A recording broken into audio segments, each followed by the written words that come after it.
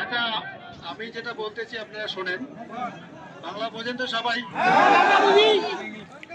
এখন মনে করেন আপনাদের যে সমস্যাগুলো সেটা তো সবাই জানে, আমরাও জানি, জানি তো।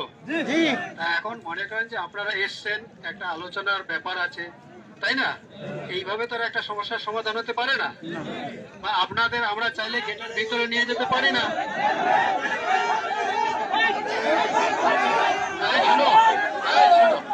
চুপ করো।